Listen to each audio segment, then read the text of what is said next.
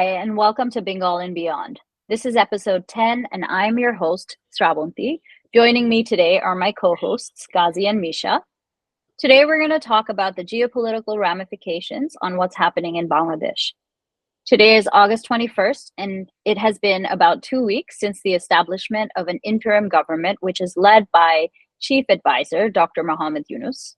Since the swearing in of this interim government, hordes of Awami League MPs and bigwigs have been detained. Some of them have not been officially arrested. Additionally, two students have been sworn in alongside the rest of the cabinet members, a decision that has been met with a general level of skepticism by the general public. Now that the city is literally left lying in ashes, and the initial frenzy of the protests and subsequent fall of Sheikh Hasina's empire has died down, more and more conversations are being had about what exactly happened in Dhaka in July and how it led us to where we are today. One of the more popular theories is that the US was directly involved in the protests, giving it the momentum and the ability to eventually topple the government. This is not as far-fetched as it may seem. For starters, let's get into the geopolitical relationships. So we all know Sheikh Hasina has enjoyed a comfortable relationship with both India and China, both of whom are members of the Intergovernmental Organization consisting of countries such as Brazil, Russia, China, and South Africa. The BRICS countries consider themselves to be a rival of the G7 bloc, one of which is the United States. Bangladesh has been, until recently, trying to join BRICS. So here's where the confusion starts. In 2007, Japanese Prime Minister Shinzo Abe initiated the formation of the Organization of the Quadrilateral Society Dialogue, more commonly known as the Quad, to counter China's increasing economic and military power all over the world. This Quad consists of Japan, Australia, the US, and, interestingly, India. Now, I'm going to try to get the geopolitical relationships between all the relevant countries. So on one side, we have the G7 bloc. Adding to that, we have the anti-Chinese Quad. And then we have the BRICS countries. So where does everyone stand? These are the key players and their relationships to each other. The US and Russia, obviously, are not on good terms. We all know that. Similarly, the US and China do not have a good relationship. Some people believe that this is a strategic move, especially since during the War of Liberation, it was America who was against us becoming independent and India who supported our independence. So naturally, the question arises as to what role the US intends to play during this particular juncture of Bangladesh's second liberation. In addition to the growing power of the so-called Global South, Bangladesh seems to have an ideal and unique geographical advantage. Is this the ultimate plan to gain control or set up a US strategic position in the region? And thus, we come to the island of St. Martin's and what significance it has on geopolitics. And one of you go ahead and tell us about St. Martin's and how it affects this entire situation.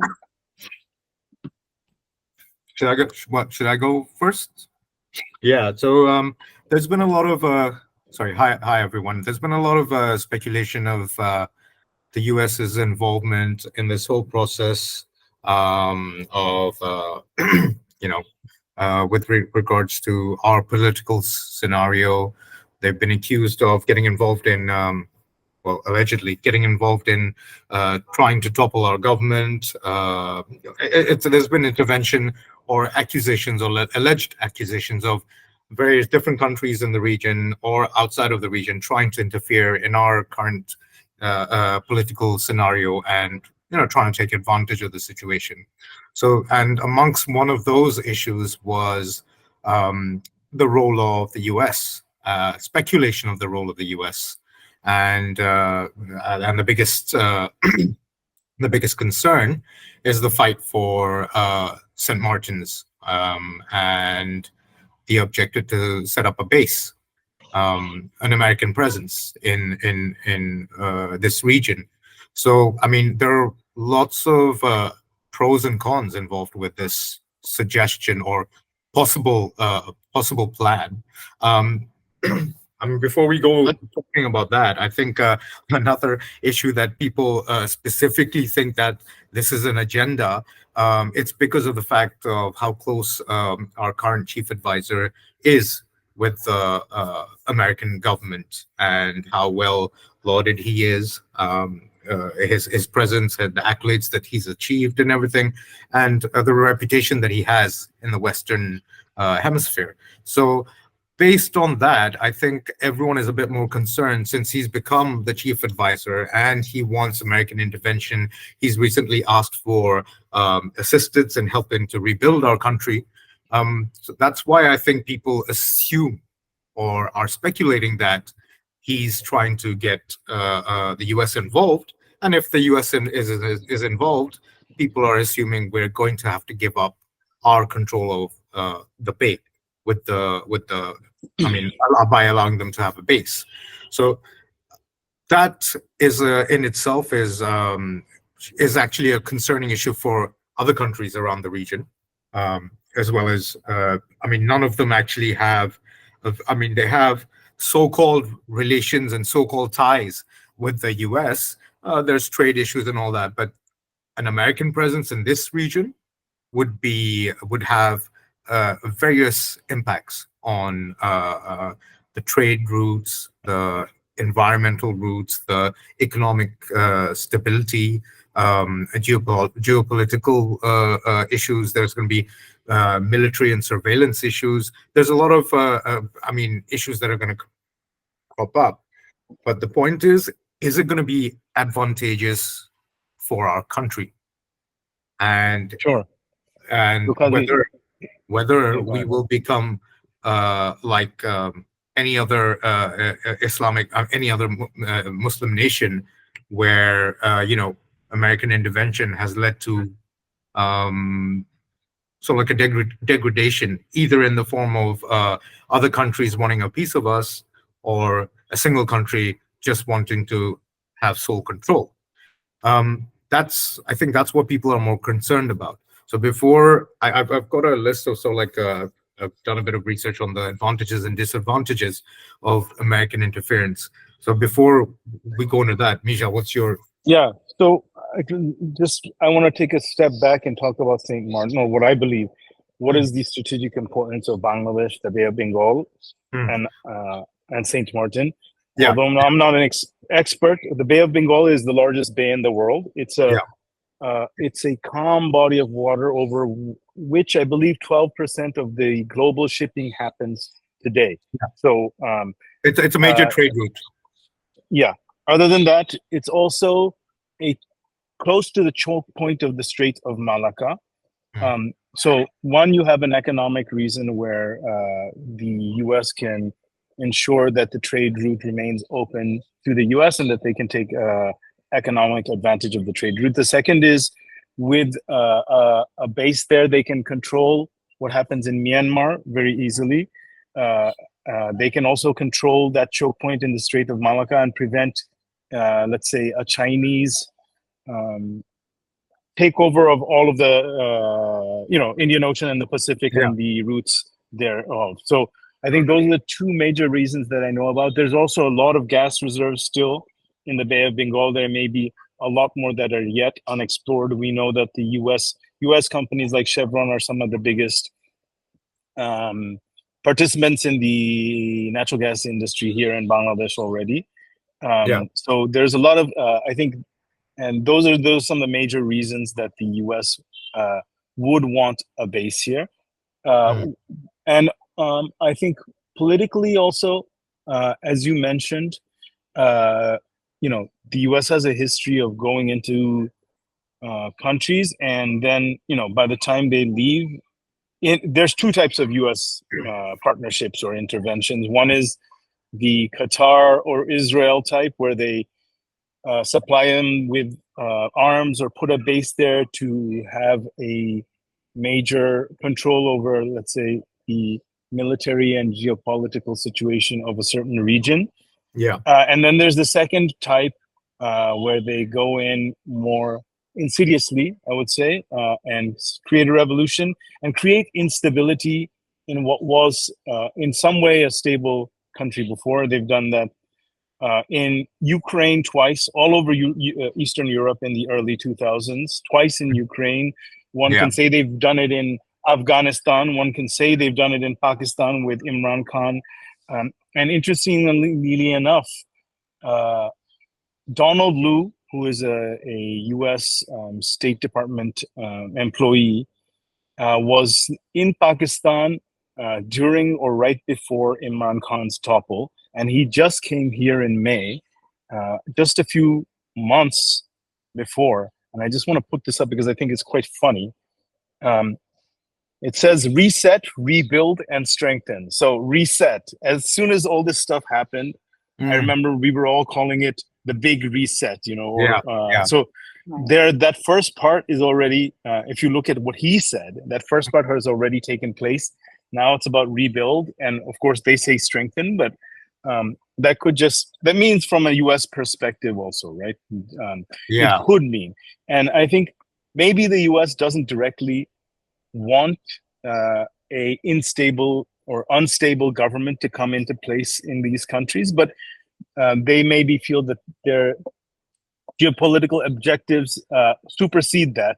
So, you know, they kind of sow the color revolution, and whatever takes place, and they don't have so much control over that any afterwards, right? You mentioned Professor News. I thought what was interesting is there's been many reports and leaked documents that also show that that the BNP and BNP leaders have been meeting with U.S. government officials over the last couple of years. Khalada's government in the 2000s was probably the most U.S. friendly government of ever in Bangladesh, right? So the U.S. is now going from a position where Hasina kind of kept them at arm's length, where she curried favor with China, Russia, and India, and kept the U.S. at that level, to now one where not only Dr. Yunus, but the BNP now are maybe allegedly allied with the U.S. So that gives the U.S. a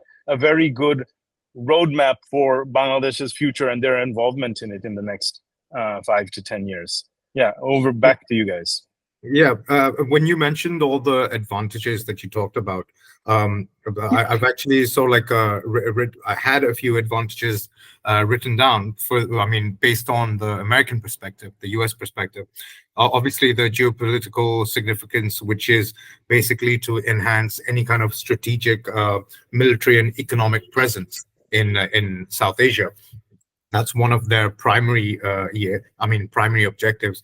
Then, obviously, like you said, access to the trade routes, because of the Bay of Bengal being the most significant trade route, and you have access to Southeast Asia, the Indian Ocean, and beyond that, right? But amongst these other factors, they consider, say, for example, disaster response to be one of the reasons for wanting to set up a base in the Bay, and it's simply because, and I'm quoting them, the region is very prone to natural disasters such as cyclones and flooding. A base can enhance disaster response capabilities and humanitarian assistance. Along with naval operations, it allows for improved naval operations, including training exercises, joint operations with allies, and logistics support for naval fleets. So this kind of stuff is, when I say it will allow this kind of advantage, it seems the advantage is more for towards a pro. It's more advantageous for the U.S., right? And it's more right for the U.S. Yeah. So my question, and then one more thing. Sorry, Tush. One more thing I just want to mention before you go to that. Sorry about that. Is that one more thing is the Belt and Road Initiative, right? Which is China's way to really take control of these countries in South Asia and Southeast Asia, with ports in Sri Lanka, ports in Bangladesh, ports. Absolutely. And that a U.S. base here would just cut that in half and throw a big wrench into the plans for the Belt and Road Initiative as well. Yeah. Sorry, yeah. Tush, over to you.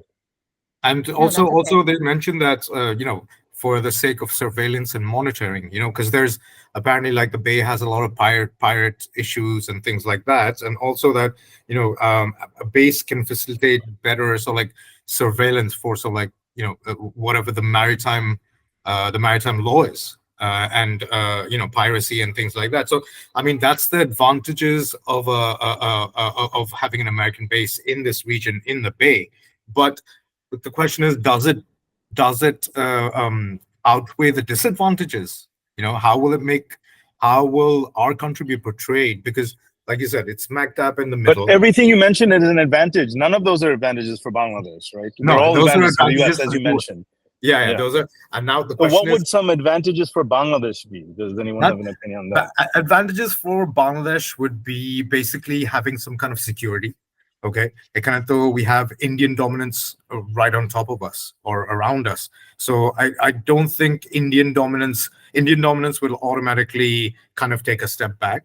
At the same time, if Pakistan and the US and Imran Khan and all that plays through, I mean, India technically becomes cordoned off from all sides, and if you have the trade route which goes via the Bay of Bengal, you can automatically put sanctions on any Indian products that go further east if there are issues with with India or any other country in the region.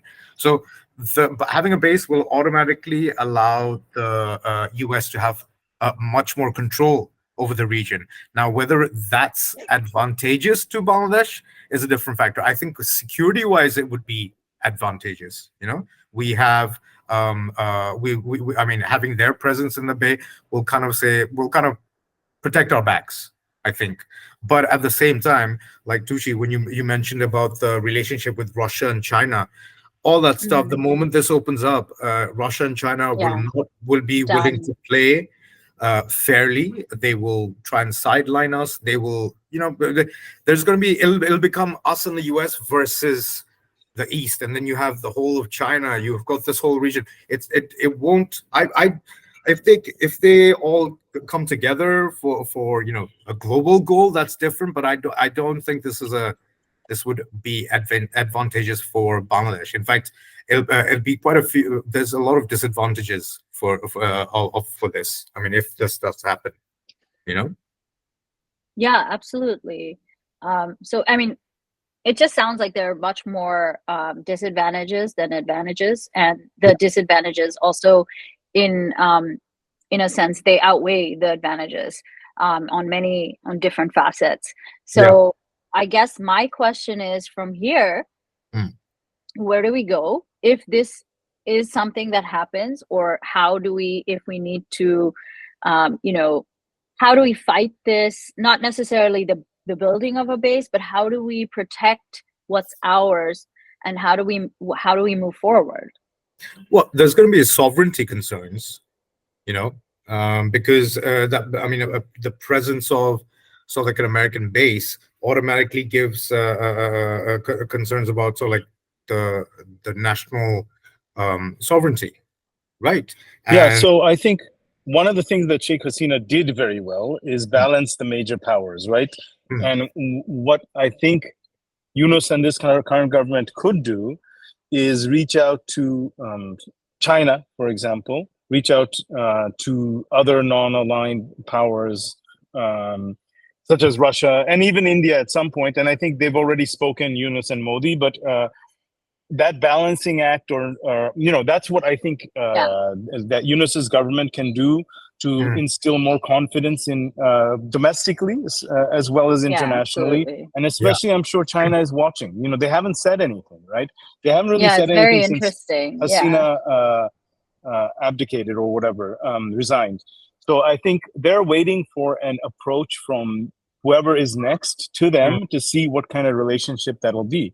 And I think, again, as is mentioned, there's a lot of disadvantages, especially now in the 21st century, with aligning just with the US, and you make a lot of enemies. So I think that in that one place that maybe the current caretaker government can take a page from the old Hasina government, where you kind of keep everybody you give them a little bit, you make them a little bit happy, but you kind of keep them all level, on a level playing field to each other.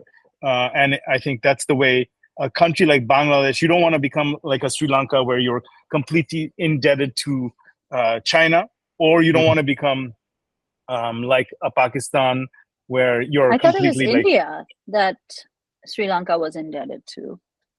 no, as far as loans and who they owe money to, it's China actually.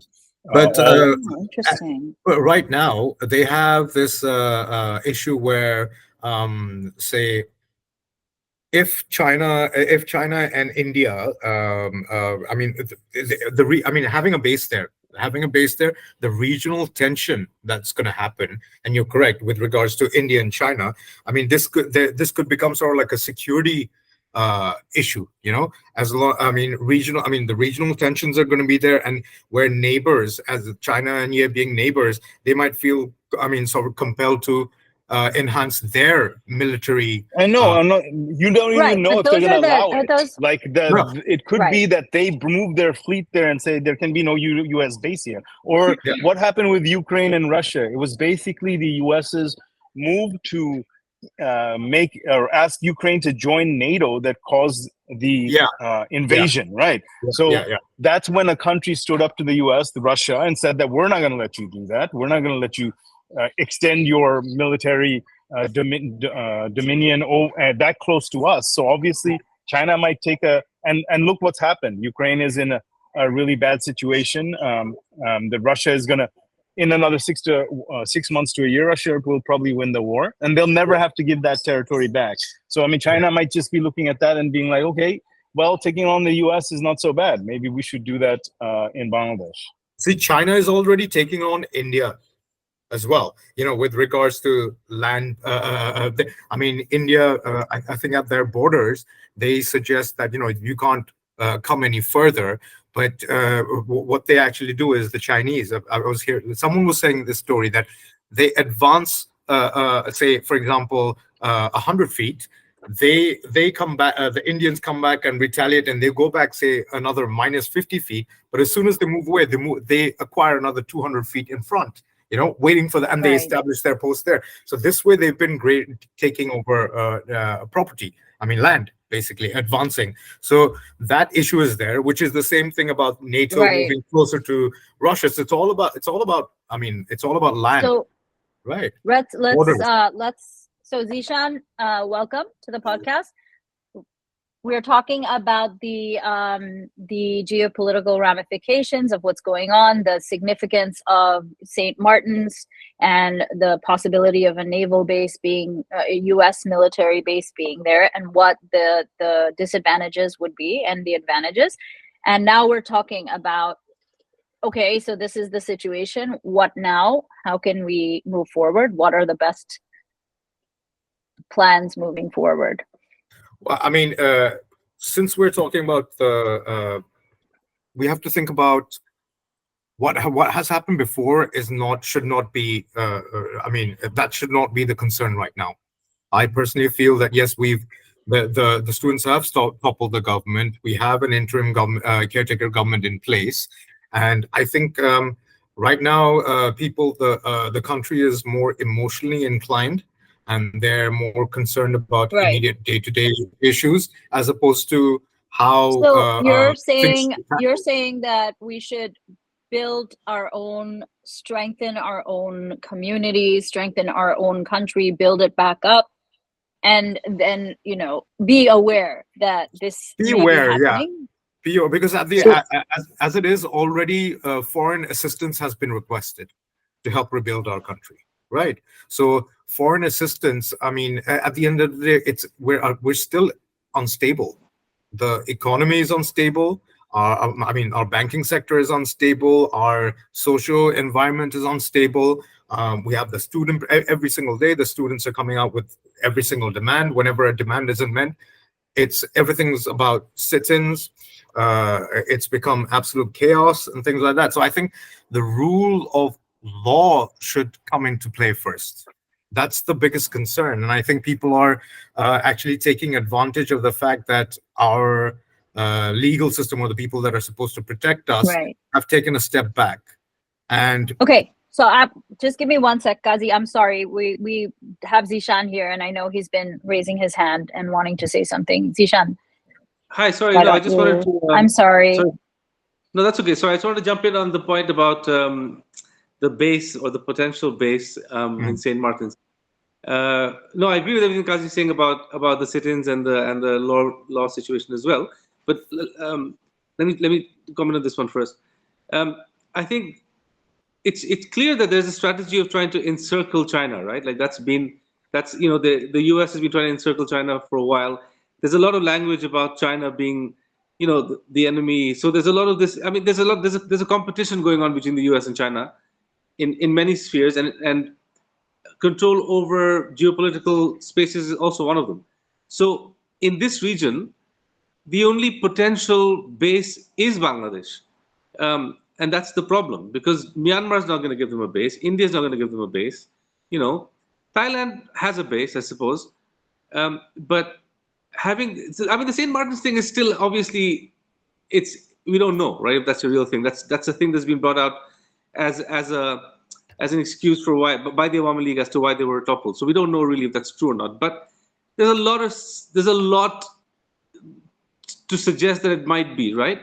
And I think we'll see in the next couple of weeks or months things that will indicate, like as you were saying, there's already been a lot of assistance requested. There's already been suggestions of interference. I mean, the US has been suggesting that they'll deputize their people for the NBR. I mean, that's the most absurd. I heard about that. Yeah. It's the most absurd thing I've ever heard in my life. Like, how do you have officials from another country controlling the revenue board of another country? I mean, that's ridiculous, right?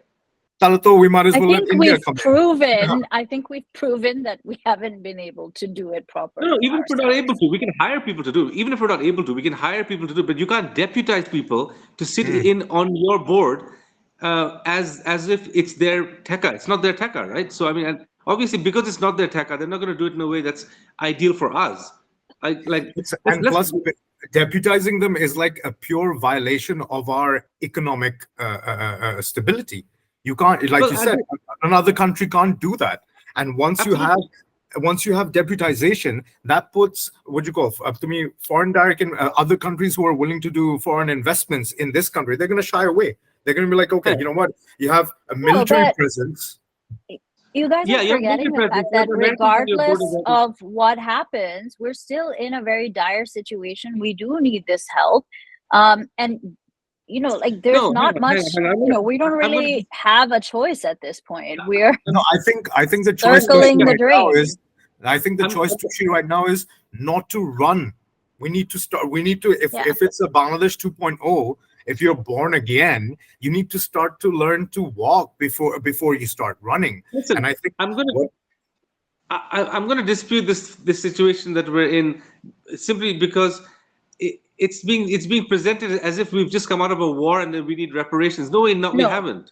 Okay. And this but at the same time, what we were talking about with the banking sector, right? Yeah. When you're talking about the embezzlement of billions and billions of dollars out of the banking sector, all of these banks are basically ghost banks, right? They should be dead. So I think some of the money that's being asked for is to get loans, as far as I know, to get low interest loans in order to shore up the banking industry. I agree. I'm just saying that it's not like, okay, I've been away for a while, but yeah, you're right.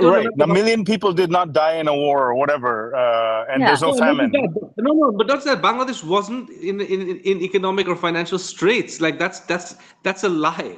Of course the banking wait. It doesn't matter whether they were. As of the 5th of August, it's been revealed. We are now. We are FTCKE. Doesn't matter if we were. Okay, when you do debt to population ratio. When you do debt to population ratio, there's no way we can sustain our year. Yeah, so I think, all right, so I get all of that, right? So now we have to concentrate on, being community members that can build a community that can at least, one of the things was sovereignty, right? That we might lose our sovereignty if, the US base comes in. So building a sense of community, building, help networks for mental health, for eyes, and all of the hospitals, the eye hospital, I think, which hospital was it that's been doing a lot of good work for those who have lost their sight? Yeah. I didn't know that. Yeah. I mean, that's the thing. Like, আমরা যতটুকু পারছি করছি, right? But it is things like this. I mean, people are sending donations, right? For the kids who are in the hospital. So I'm just saying that these are things that we can do to affect the community That's not in going a to solve positive the billions way. of dollars debt in the Duh. economy. Yeah, but we aren't talking about that. We are talking about how do we build ourselves. The first thing we need to do is start from step one. Step one is not building the economy. Step one is learning to live around each other without wanting to kill each other based on differences. That's a huge or not even that. It's also under that low security. sense of self-worth that we have as a people. I think that when you say community and you say all these terms, that in the West, very frankly, there is a sense of community. If your neighbor is going down, then people will help him out. It's instilled in them. Here I feel like we have to start there, right? In that, and so it's that's starting. what I'm it's saying. happening. Yeah. So Yeah. that's what I'm saying. I'm saying it has to start from like step one, baby steps. I mean, that's basically But do we have that much time? We don't have we a can't choice. now wait a decade for us to change our No, mentality as a people. We have to, because there's no other way. We have completely. Well, there's going to be a lot of suffering for the normal people if that's the case. I mean, if you're talking about a revamp, let's say, of the whole bureaucracy and the whole government and everybody. I mean, what do you have to do when we talk about the police, right? Today, I walked down the street. The police is sleeping inside the police booth. Someone else told the story of the police are now playing poker. There's no police on the streets at all directing traffic that you can see. There's like one guy. Yesterday, I saw a guy sitting on the sidewalk on a chair, and that's the traffic guy in that intersection. He's in the sidewalk reading a newspaper. So if you're talking about ripping those institutions out and then restarting, that's decades-long work. That's not going to happen overnight. So are we going to sit there and suffer for a decade while the police force is rebuilt from scratch? What are our options? What choice do we have?